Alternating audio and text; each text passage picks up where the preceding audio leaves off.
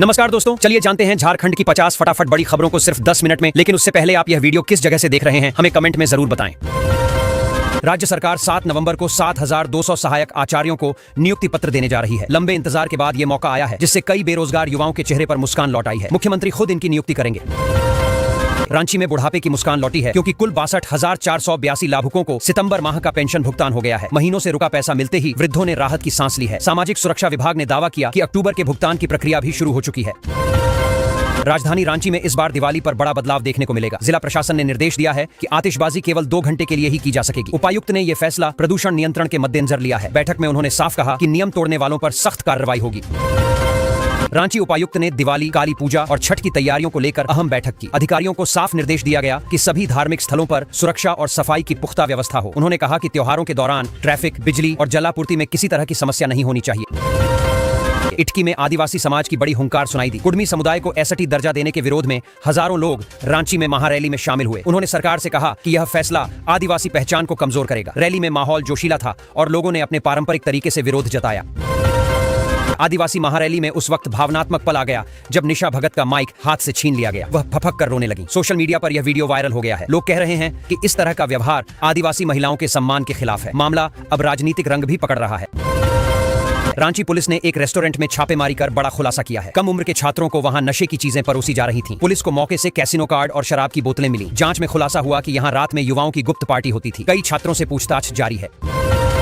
झारखंड में वेक्टर जनित बीमारियों से निपटने के लिए नई रणनीति बनाई गई है। स्वास्थ्य विभाग ने निर्देश दिया है कि दिसंबर तक सभी कर्मचारियों की ट्रेनिंग पूरी कर ली जाए। बारिश के बाद मच्छरों के प्रकोप को देखते हुए यह कदम जरूरी माना जा रहा है। जिलेवार मॉनिटरिंग भी शुरू हो गई है। झारखंड पात्रता परीक्षा JTET में इस बार बड़ा बदलाव हुआ है। अब परीक्षा 5 शहरों में होगी और उम्मीदवारों को 3 शहरों का विकल्प मिलेगा। परीक्षा की प्रक्रिया ऑनलाइन होगी और पारदर्शिता पर खास ध्यान रहेगा। इससे परीक्षा केंद्रों पर भीड़ और धांधली की संभावना कम होगी। हेमंत सरकार के दूसरे कार्यकाल पर विपक्ष ने निशाना साधा है। भाजपा नेता बाबूलाल मरांडी ने कहा कि राज्य में लूट और भ्रष्टाचार चरम पर है। जनता त्रस्त है और सरकार केवल दिखावा कर रही है। उन्होंने दावा किया कि झारखंड में विकास के बजाय केवल घोटाले की राजनीति हो रही है। झारखंड के कॉलेजों में शिक्षकों को बिना कारण निकाले जाने पर सुप्रीम कोर्ट ने राज्य सरकार को फटकार लगाई है। अदालत ने कहा कि बिना उचित प्रक्रिया के किसी शिक्षक को हटाना संविधान के खिलाफ है। कोर्ट ने सभी मामलों की रिपोर्ट 4 हफ्ते में मांगी है। शिक्षा विभाग पर अब दबाव बढ़ गया है। झारखंड के मेडिकल क्षेत्र से अच्छी खबर आई है। अब राज्य में MBBS की 100 सीटें बढ़ा दी गई हैं। इससे मेडिकल की तैयारी कर रहे छात्रों को बड़ा मौका मिलेगा। नए सेशन से यह सीटें लागू होंगी। स्वास्थ्य मंत्री ने कहा कि सरकार चिकित्सा शिक्षा को और मजबूत करने के लिए प्रतिबद्ध है। सरायकेला ने झारखंड का नाम रोशन किया है। इस जिले को राष्ट्रपति द्रौपदी मुर्मू ने राष्ट्रीय सम्मान से नवाजा है। जिले ने स्वच्छता और सामाजिक भागीदारी के क्षेत्र में देश में पहला स्थान पाया है। इस उपलब्धि पर पूरे झारखंड में खुशी की लहर है और प्रशासन को बधाई दी जा रही है। नेत्रहाट विद्यालय में नए शिक्षकों की भर्ती शुरू हो गई है। योग्य उम्मीदवार ऑनलाइन आवेदन कर सकते हैं। आवेदन प्रक्रिया पारदर्शी रखी गई है और साक्षात्कार के बाद चयन होगा। यह मौका राज्य के युवाओं के लिए सुनहरा अवसर माना जा रहा है, क्योंकि संस्था की प्रतिष्ठा पूरे देश में है।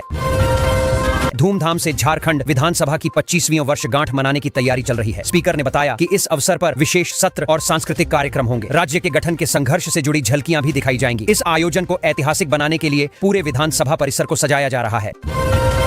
झारखंड में नक्सलियों के बीच डर का माहौल है। जानकारी के अनुसार नक्सल संगठन ने नई भर्ती पूरी तरह बंद कर दी है। सुरक्षा बलों की लगातार कार्रवाई और आत्मसमर्पण नीति का असर दिखने लगा है। पुलिस का दावा है कि अब जंगल क्षेत्रों में भी शांति धीरे धीरे लौट रही है। ICT पर आधारित 5 दिवसीय गैर आवासीय प्रशिक्षण कार्यक्रम झारखंड में शुरू हो गया है। इसमें शिक्षकों को डिजिटल शिक्षण के आधुनिक तरीकों की जानकारी दी जा रही है। प्रशिक्षण में राज्य भर से शिक्षक भाग ले रहे हैं। इसका उद्देश्य शिक्षा प्रणाली को तकनीक से जोड़कर और प्रभावी बनाना है।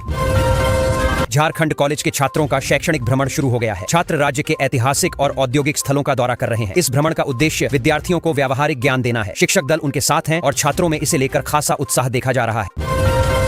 झारखंड पर्यटन को जल्द नया आकर्षण मिलने वाला है। राज्य का पहला टाइगर सफारी प्रोजेक्ट शुरू होने की तैयारी है। इससे पर्यटन को बढ़ावा मिलेगा और रोजगार के नए अवसर भी बनेंगे। वन विभाग का कहना है कि परियोजना को अगले साल तक पूरा कर लिया जाएगा। रांची में 7 जिलों में खलारी के लक्ष्मी गणेश और दिए बिकेंगे। यह अभियान स्थानीय कारीगरों को बढ़ावा देने के लिए शुरू किया गया है। इस बार मिट्टी के दियों की मांग बढ़ी है। प्रशासन उम्मीद कर रहा है कि इससे स्थानीय बाजार को दिवाली पर बड़ा फायदा होगा। झारखंड में एक अजीब परंपरा फिर से चर्चा में है। मवेशियों के स्वास्थ्य के लिए मुर्गे की बलि चढ़ाई जा रही है। लोग अपने गाय बैल को सजाकर पूजा कर रहे हैं। ग्रामीण इलाकों में इसे गोवर्धन पूजा की तरह ही मनाया जा रहा है। हालांकि पशु प्रेमी संगठनों ने इस पर आपत्ति जताई। रांची में न्यायाधीश से नोकझोंक करने पर एक वकील पर आपराधिक अवमानना का नोटिस जारी हुआ है। बताया जा रहा है कि सुनवाई के दौरान वकील ने अदालत की गरिमा के खिलाफ टिप्पणी की थी। अदालत ने इसे गंभीर मानते हुए नोटिस जारी किया। अब वकील को जवाब देना होगा। कांग्रेस ने हरियाणा में भाजपा सरकार की नीतियों की आलोचना की है और कहा है कि जश्न मनाने के बजाय आत्मनिरीक्षण का समय है। हालांकि यह बयान झारखंड से जारी हुआ, जिससे राजनीतिक हलचल तेज हो गई है। प्रदेश कांग्रेस नेताओं ने भी इस बयान का समर्थन किया है। झारखंड के 500 सहायक प्राध्यापकों के लिए दीपावली पर खुशखबरी आई है। जेपीएससी ने उनके प्रमोशन पर मुहर लगा दी है, यानी अब इन्हें उच्च पद का लाभ मिलेगा। यह फैसला लंबे समय से अटका हुआ था, लेकिन अब इनकी दीपावली वाकई रोशन हो गई है। शिक्षक वर्ग में इसको लेकर खुशी का माहौल है। रांची नगर निगम ने काली पूजा और छठ महापर्व को लेकर तैयारियां शुरू कर दी हैं। पूजा स्थलों की सफाई, रोशनी और सुरक्षा व्यवस्था की समीक्षा हो रही है। समिति के सदस्यों ने प्रशासक से मुलाकात कर कुछ सुझाव भी दिए, ताकि इस बार आयोजन और बेहतर ढंग से हो सके। झारखंड में स्वच्छ भारत मिशन के तहत बड़ा मामला सामने आया है। बताया जा रहा है कि करीब 30 करोड़ रुपए के खर्च का हिसाब नहीं मिल रहा। जांच के आदेश दे दिए गए हैं और घोटाले की आशंका जताई जा रही है। विभागीय अधिकारियों से विस्तृत रिपोर्ट मांगी गई है, ताकि पता लगाया जा सके कि पैसा आखिर कहां खर्च हुआ और कौन जिम्मेदार है।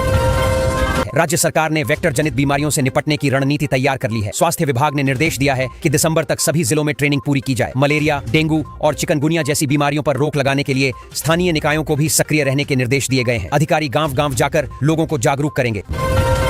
सूबे की सरकार पर विपक्ष ने निशाना साधा है। बाबूलाल मरांडी ने आरोप लगाया कि पेसा कानून को जानबूझकर लागू नहीं किया जा रहा। उन्होंने कहा कि यह कानून आदिवासियों के अधिकारों की रक्षा के लिए जरूरी है, लेकिन सरकार टाल मटोल कर रही है। उन्होंने चेतावनी दी कि अगर जल्द कार्रवाई नहीं हुई तो वे जन आंदोलन करेंगे। झारखंड के डीएमएफटी फंड में बीजेपी ने बड़ा आरोप लगाया है। पार्टी का कहना है कि इसमें 2000 करोड़ रुपए का घोटाला हुआ है और इसे बिहार चुनाव से जोड़ने की साजिश रची जा रही है। बीजेपी ने सीबीआई जांच की मांग की है, जबकि सरकार ने इन आरोपों को पूरी तरह निराधार बताया है। राज्य में अवैध खनन का मामला फिर सुर्खियों में है। बाबूलाल मरांडी ने आरोप लगाया कि अब ठेके कोड वर्ड में बांटे जा रहे हैं। उन्होंने कहा कि सरकार के संरक्षण में यह सब हो रहा है और आम जनता को इसका कोई फायदा नहीं मिल रहा। उन्होंने जांच एजेंसियों से कार्रवाई की मांग की। रांची में अवैध कब्जों पर निगम ने बड़ी कार्रवाई की है। कई टीमों ने अलग अलग इलाकों में अभियान चलाया और अतिक्रमण हटाया। निगम का कहना है कि सार्वजनिक जगहों पर कब्जा करने वालों के खिलाफ सख्त कदम जारी रहेंगे। लोगों से अपील की गई है कि वे खुद अवैध निर्माण हटा लें। प्रशासन द्वारा तय किए गए स्थानों पर पटाखा दुकानें लगनी शुरू हो गई हैं। इस बार सुरक्षा के सख्त इंतजाम किए गए हैं, ताकि कोई हादसा न हो। दुकानदारों को निर्देश दिया गया है कि वे लाइसेंस के बिना बिक्री न करें और सुरक्षा मानकों का पालन करें। रांची से बनारस तक इस बार गोबर से बने दिए जगमगाएंगे। पर्यावरण को ध्यान में रखते हुए यह पहल की गई है, ताकि प्रदूषण घटे और गांवों को रोजगार मिले। इन दियों की मांग लगातार बढ़ रही है और महिलाएं इन्हें बनाने में बड़ी भूमिका निभा रही हैं। झारखंड में कुर्मी समाज को एसटी दर्जा देने के विरोध में आदिवासी समाज लामबंद हो गया है। 17 अक्टूबर को बड़ा आंदोलन होने वाला है, जिसे हल्ला बोल नाम दिया गया है। संगठनों का कहना है कि यह फैसला आदिवासियों के अधिकारों के साथ खिलवाड़ है।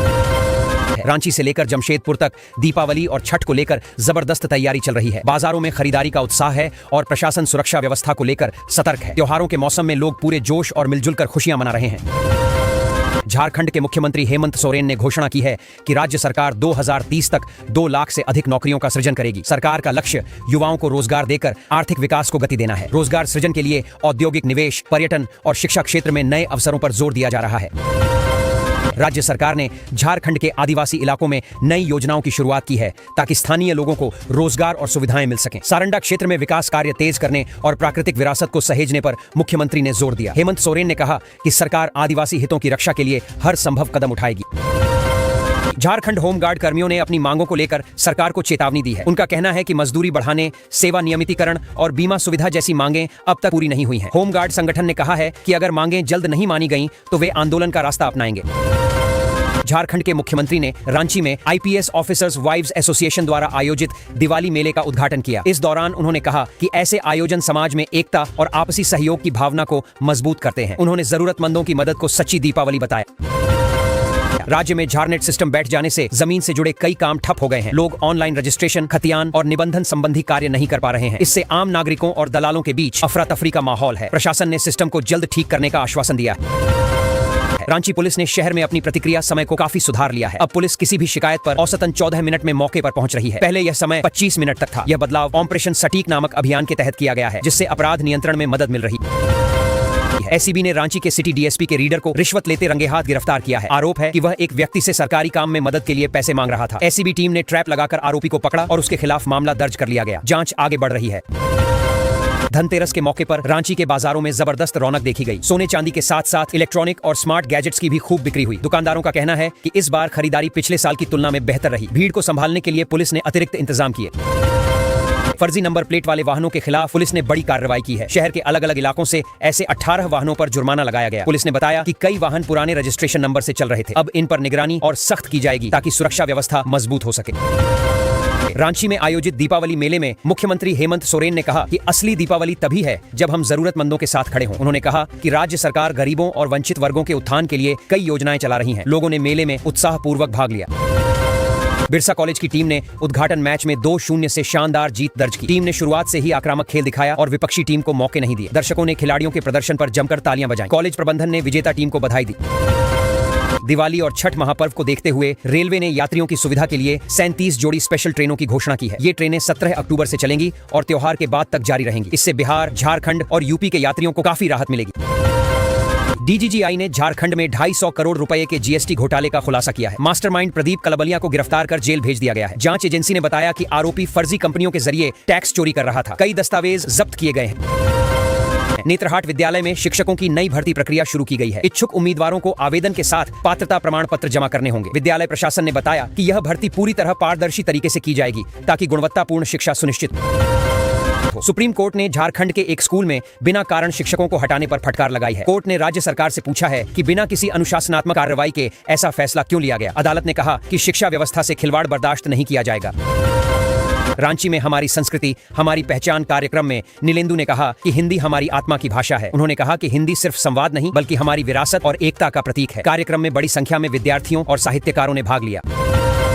झारखंड के विभिन्न जनजातीय समूह आज एक बड़ी आदिवासी महारैली में शामिल होंगे। कुल 33 जनजातीय समुदाय अपनी संस्कृति और अधिकारों को लेकर आवाज उठाएंगे।